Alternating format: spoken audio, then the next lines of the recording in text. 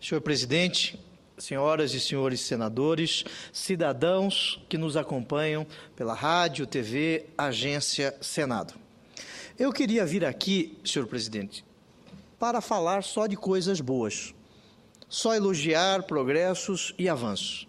Mas aqui no Congresso nós temos uma missão mais difícil: denunciar, investigar e dar resposta aos problemas mais graves que afetam a sociedade brasileira. Alguns dizem que alguns senadores aqui, eu sempre repito isso, seriam udenistas, lacerdistas, coisas desta qualidade. Estes que assim dizem, no mínimo, não conhecem a história, porque algumas pessoas leem a história por orelha de livro, só orelha, e falam que conhecem a história. Muito bem. E esses problemas explodem a todo momento.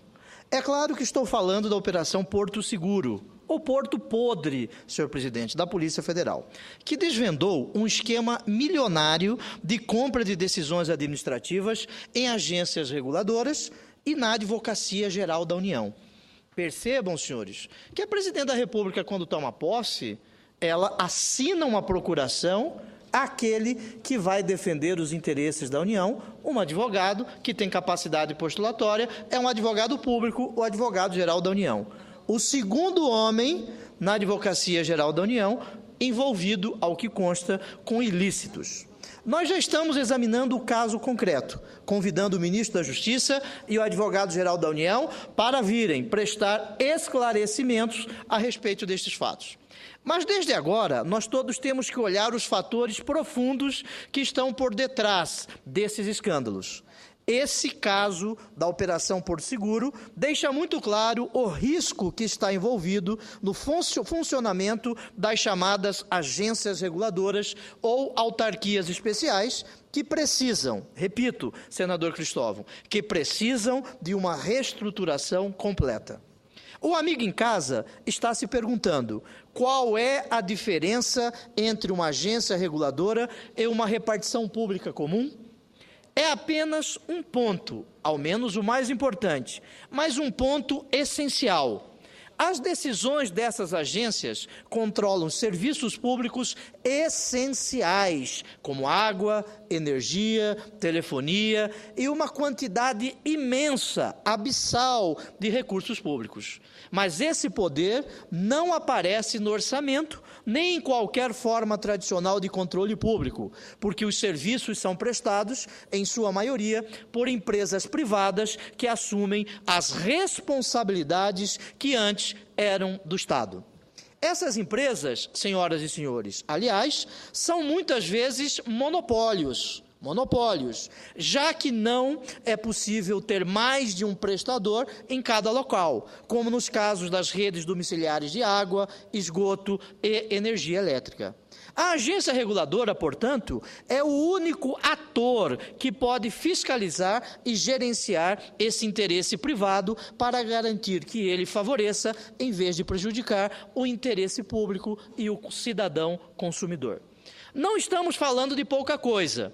A ANAC decide sobre todo o transporte aéreo no Brasil, um movimento que em 2010 foi de 77 milhões de pessoas transportadas por avião comercial. E esta casa apoiou e votou e aprovou um cidadão sem a mínima qualificação para estar na ANAC. Um cidadão que fazia pequenos negócios e grandes fortunas, pequenos estelionatos, pequenos cambalachos lá, até agora, nesta agência. 77 milhões de brasileiros sob a responsabilidade de um cidadão como esse.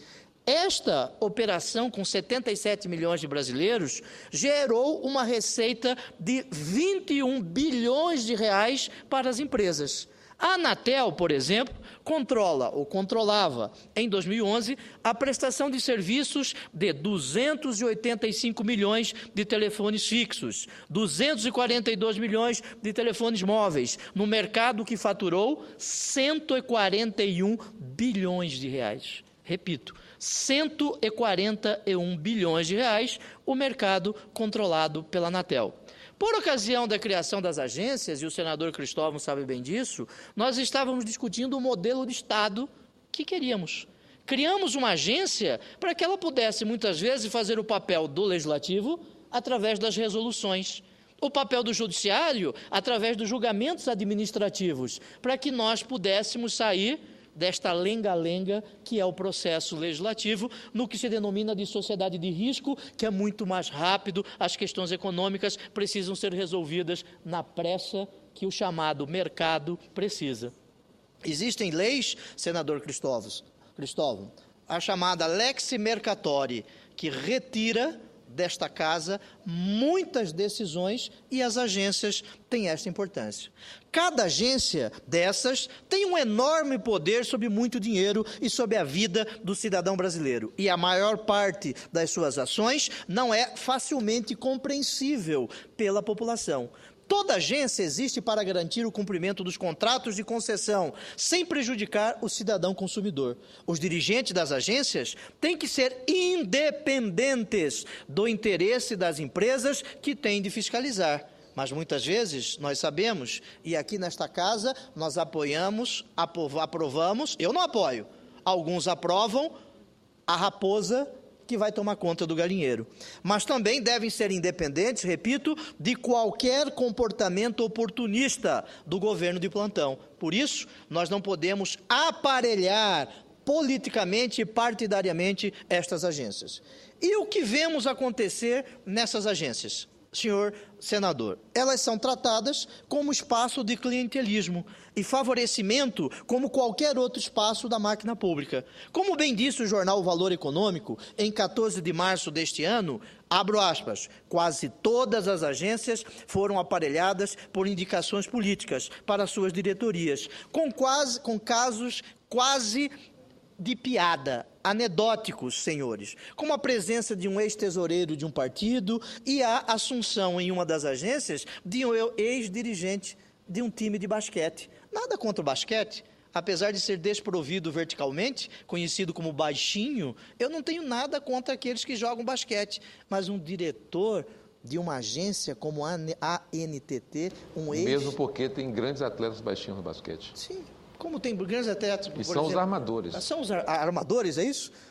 O senador Inácio, né, como ele bem sabe, o ministro dos esportes é do partido de Vossa Excelência, deve bem conhecer a basquete. Mas nós não vamos falar de basquete, nós vamos continuar. Ou da completa falta de aptidão como a primeira cúpula da ANAC. E fecho aspas o que o jornal Valor Econômico disse.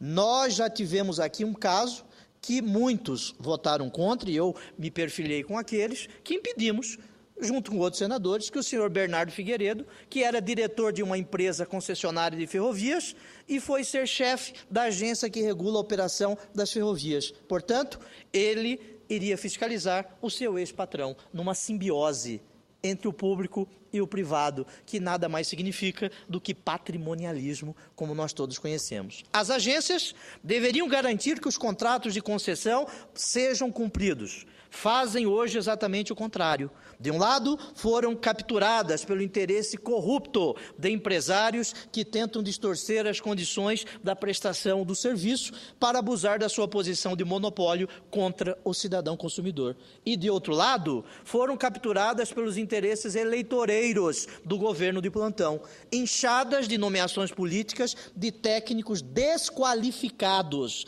mudando as regras do jogo a todo momento, o que prejudica aquela parcela das empresas concessionárias que tenta simplesmente cumprir seus contratos e prestar um bom serviço. Além disso, senhor presidente, as agências têm sido coniventes com a concentração de mercado e a eliminação da concorrência na maioria dos setores regulados que poderiam receber o benefício da competição entre os prestadores. É o caso da telefonia, do transporte aéreo, do transporte ferroviário. O senador Randolph fez hoje uma fala exatamente sobre isso, sobre o descaso das agências reguladoras. Para minha honra, concedo uma parte ao senador Cristóvão Buarque, que me orgulha de estar junto a ele no PDT. Senador, primeiro, eu garanto que esse orgulho eu ganho para o senhor. Senador, o senhor está trazendo aqui o debate que aparentemente é sobre as agências, mas que é muito mais profundo. Nossa democracia está doente. Eu diria até que, da maneira como ela está, senador Randolfo, ela está se esgotando. Não vai conseguir sobreviver muito tempo. Ela está se esgotando pela força do corporativismo, que alguns conseguem, outros não. As massas apenas recebendo as transferências de renda. Ela está se esgotando pela maneira como são financiadas as campanhas.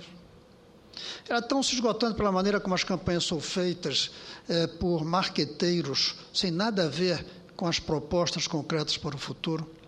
Ela está se esgotando pela maneira como nós do Congresso estamos trabalhando. E ela está se esgotando, e aí é que tem a ver com o seu discurso, com a promiscuidade que nós temos entre Estado e governo, entre governo e partido, e entre partido e seus líderes. Aí, no fim, os líderes é que mandam no Estado.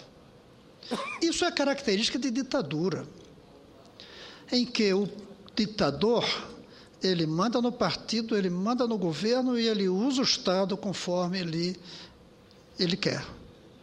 Não há possibilidade de democracia funcionar sem a separação muito nítida entre Estado e governo, entre governo e partido majoritário, e entre partido e os seus interesses específicos de pessoas que são os líderes do partido, mas não são líderes da nação nem do Estado. Esse, numa república, é um misto de justiça, Congresso e Poder Executivo. Trabalhamos juntos e não estamos fazendo isso. Em grande parte porque, de repente, cria-se um trator aqui dentro que passa por cima de tudo. Uma maioria que nem dialoga com a minoria, não dialoga. O que também não é forma de democracia. Democracia não é a imposição da maioria sobre a minoria. Democracia é a maioria sendo capaz de dialogar com a minoria para construir aquilo que é do consenso, do mais próximo possível de um consenso. Então, nós precisamos alertar o risco da democracia e o fato de que, como está hoje, não é uma democracia plena. A corrupção, ela não apenas contamina a democracia, ela é a demonstração de que a democracia não é democrática. A mistura Estado e governo, como através das agências, as agências foram criadas para criar um aparelho do Estado, por cima dos interesses do partido no governo. Por isso os mandatos. Sim. Por isso passa por aqui. Agora, nós não podemos deixar de refletir sobre o papel nosso. Nós estamos sendo ou coniventes com isso, ou omissos com isso, ou submissos a isso. Alguns submissos, o que vier do governo faz. Outros até eu diria que o que vier do governo não presta, que é outra forma de submissão, não ao governo, mas ao seu partido. Agora, às vezes, somos levianos. A maneira como a gente aprova o que o governo manda para aqui, a maneira como as sabatinas são feitas, é prova de uma submissão dos que apoiam o governo e de uma leviandade daqueles que não apoiam o governo, e de uma missão muito grande. Nós precisamos mudar isso. Essas sabatinas têm que ser para valer. As votações aqui têm que ser para valer.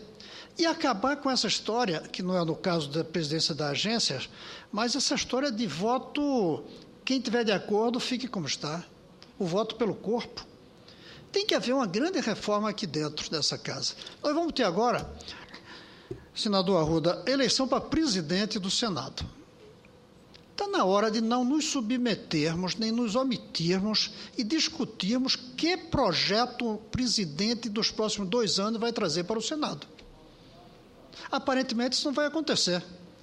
Vamos reunir um dia e aprovar no outro o nome que foi indicado pelo partido da maioria. Eu até acho que devemos procurar ter como presidente alguém do partido do maior majoritário, que é o PMDB. Mas eu quero saber o que é que ele propõe antes de votar nele. Ou, já que não queira votar nele, quem é que eu ponho no lugar dele, mesmo que seja para marcar uma posição? Nós não está bem, as coisas não estão bem, a maneira como a gente aprova, como a gente participa, não estão bem. E esse fato da agência, senador, eu acho que o senhor trouxe um assunto muito importante, porque é grave o que aconteceu.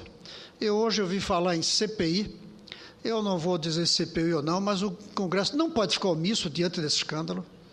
Ou pelo menos alguns de nós têm que deixar claro que esses alguns não somos omissos. Às vezes eu acho até que a CPI existe, não é nem para ela ser feita, porque termina dando como essa agora da CPMI, que apesar desses dois grandes nomes, deu no que deu. Às vezes eu acho que CPI é só para ver quem assina ou quem não assina, para se diferenciar. Quem está disposto a levar adiante as investigações ou quem prefere esconder as coisas. Então, talvez seja o caso de aproveitarmos a eleição de presidente do Senado e forçarmos entre nós, os 81, quem pretende ser candidato a presidente, que diga para quê. E para quê tem que ser muito diferente do que vem sendo nos últimos anos. Okay. Muito obrigado, senador Cristóvão. O vosso parte trouxe luzes à minha fala. Eu gostaria de dizer, respondendo ao vosso parte, que vou começar pelo fim. Imagine um senador, lá na sua base, no seu estado, ele não deve ser desejoso de um eleitor de cabresto.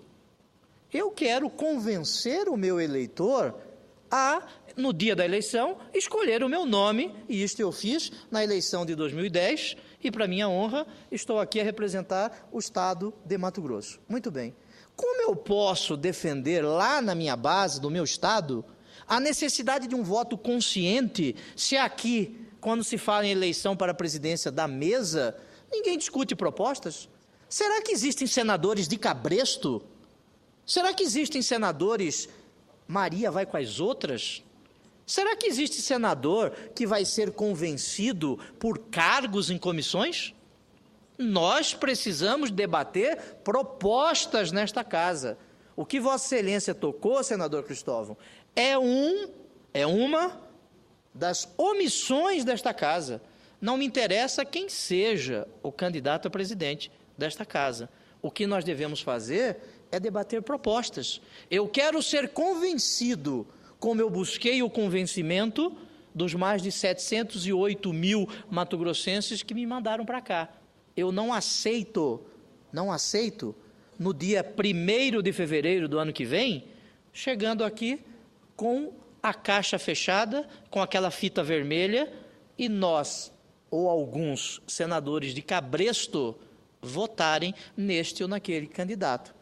Nós não estamos discutindo nomes neste momento.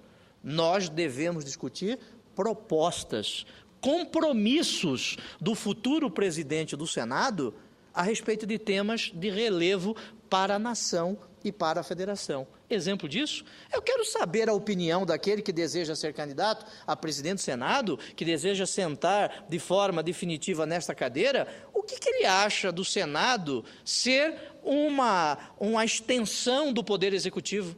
Eu quero saber o que ele acha da presidência do Senado ser debatida em jantares na presidência da República. Esta é uma casa cujos seus membros têm dobradiça nas costas ao Poder Executivo? Este tema precisa ser debatido. Eu quero saber do futuro presidente do Senado o que ele acha, o que ele pensa das medidas provisórias. Qual é a sua opinião a respeito da reforma administrativa? Este ou estes, dentre outros, são temas que merecem ser agitados, debatidos, desafiados nesta casa. Eu não vou votar em candidato que não traga proposta, porque como eu não quero eleitor de cabresto, eu não sou senador de cabresto, eu não sou senador que vota em cruz, eu não sou senador que vota através de carbono. Quando eu vim para cá, eu jurei cumprir a Constituição, e a Constituição diz que um senador precisa ter independência, inclusive no momento de votar. Não aceito que meu voto seja negociado em jantares na presidência da República e em outros locais.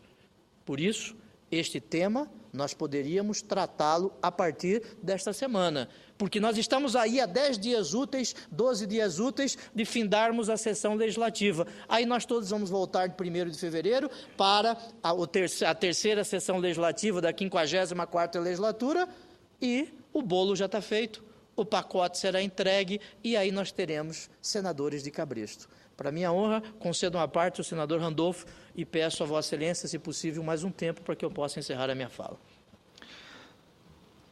Querido senador Pedro Táxi, serei breve para vossa conclusão. Sobre a questão da eleição à presidência do Senado, eu creio que o caminho é este. Temos que debater um programa para cá mais importante que o debate de nomes. Mas eu quero retomar, senador Pedro Táxi, o debate sobre as agências reguladoras. Afinal, nós temos que refletir no Estado brasileiro qual o papel de uma agência reguladora. A instituição delas surgiram, já foi definido por Vossa Excelência e pelo senador Cristóvão, como uma espécie de espaço estatal, acima dos próprios governos. É por isso que a Presidente da República manda para cá os nomes para serem sabatinados, arguídos e votados no final aqui pelos membros desta casa. E tem um papel fundamental, fazer a regulação do mercado, impedir os excessos do mercado. Aí nos remete, senador Cristóvão, a uma reflexão. Nós vemos no setor da aviação civil, a Gol compra o Webjet, depois fecha o Webjet, numa clara articulação de prática de oligopólio. A mesma coisa acontece com a TAM, o mercado fica em torno de 2 ou 3 empresas. Onde está a ANAC em um papel como esse? A ANAC está envolta num escândalo de corrupção envolvendo um de seus dirigentes. É aí que está a ANAC. A ANAC, não sei, mas um dos seus diretores praticando cambalacho, né?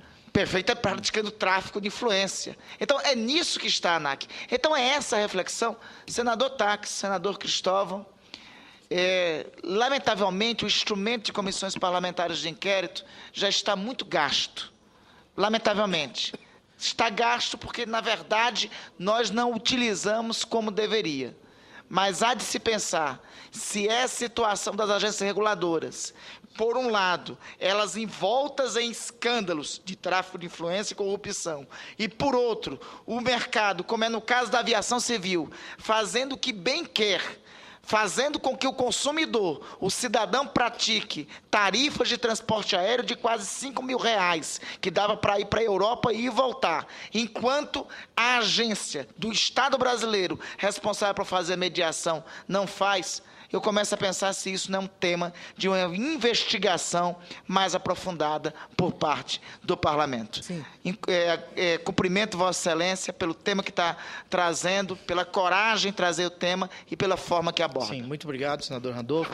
Nós sabemos que essas agências devem buscar aquele espaço entre a mão invisível do mercado, de Adam Smith na Riqueza das Nações, e o que ocorreu nos Estados Unidos ao final do século XIX, com a Stanford Oil, uma grande empresa do Rockefeller, quando ali ele aumentou o preço do carvão necessário para a calefação, para superar o frio no inverno rigoroso americano, e aí surge a necessidade de regular o mercado, sob pena do mercado escravizar aquele que tem menos. E aí Keynes, nós sabemos disso, aí chegamos ao consenso de Washington, aí eu pulei rapidamente quase 100 anos, para que pudéssemos chegar às agências. Precisamos mudar profundamente as regras de operação das agências. Os seus dirigentes têm que ter regras muito rigorosas para a preservação do seu mandato, as condições para a nomeação, os seus conhecimentos técnicos, os impedimentos para a saída do cargo, a fiscalização sobre o seu desempenho. Temos regras adequadas hoje? Não. Elas são completamente insuficientes. Precisamos de regras gerais, muito mais fortes do que as que hoje temos para essas agências. A lei que existe, a Lei 9.986 de 2000, é insuficiente. Tramita na Câmara dos Deputados, desde 2004, um projeto de lei de iniciativa do próprio Executivo, que dá um primeiro passo nessa direção. Mas precisamos melhorar muito. Defendemos algumas normas básicas, que são imprescindíveis para resgatar o papel dessas agências. Primeiro, os dirigentes não podem ser ou ter sido sócios, contratados, consultores ou empregados das empresas que são fiscalizadas por elas, nem muito menos passar a ter estas relações por um período mínimo de 2 anos antes e depois do exercício do mandato. Esses dirigentes também têm, evidentemente, de demonstrar experiência profissional direta no setor que vai ser regulado, seja no setor privado, universitário ou na administração pública, respeitando o impedimento que apontei antes. O critério de sua escolha deve ser técnico, e não político. O afastamento do mandato dos dirigentes deve ser regulamentado, com uma relação completa das condutas que justifiquem o seu afastamento ou destituição. Por um lado, isso impedirá que pressões meramente políticas possam influenciar as decisões do dirigente. Por outro lado, ter uma previsão clara do que leva à perda do mandato permite que a própria sociedade possa cobrar as condutas adequadas. Os processos de decisão das agências têm que ser públicos e transparentes, inclusive com a publicação de todos os relatórios, pareceres e documentos produzidos pela área técnica ou apresentados pelas empresas. Os quadros técnicos das agências devem ser estruturados em carreiras, com servidores concursados. Tudo isso, senhor presidente, é necessário para organizar um setor regulador que seja capaz de defender o consumidor e o contribuinte, sem se deixar capturar pelos interesses eleitoreiros do governo de plantão. Sempre lembrando que o Estado é espacial e o governo é temporal. É uma tarefa legislativa enorme que vai contra interesses poderosos, nós todos sabemos disso. Mas nós não podemos nos omitir a respeito desse tema. Eu agradeço a tolerância do tempo, uma vez que entendo que este tema é de suma importância para que nós possamos consolidar a nossa democracia. Nós que agradecemos a intervenção do senador Pedro Taques, discorrendo sobre um tema que está sendo discutido pelo país inteiro. Evidentemente, existem visões distintas e que devem se apresentar, mas é um tema que nós devemos nos debruçar sobre ele, especialmente o papel das agências reguladoras. O caso da aviação no Brasil é escandaloso pelo oligopólio que montaram, pelo abuso que estão cometendo contra a população brasileira, porque sabem que a população aumentou um pouquinho a sua renda, está ciosa de poder visitar os seus parentes. Quantos cearenses saem do estado de São Paulo, querem ver os seus parentes no estado do Ceará e estão subordinados a tarifas escorrachantes praticadas por essas empresas e, evidentemente, avalizadas pela Agência Nacional de Aviação Civil. É um tema muito importante, o das agências reguladoras, sem a gente entrar aqui ainda da energia, que talvez seja mais grave ainda. Pois sim.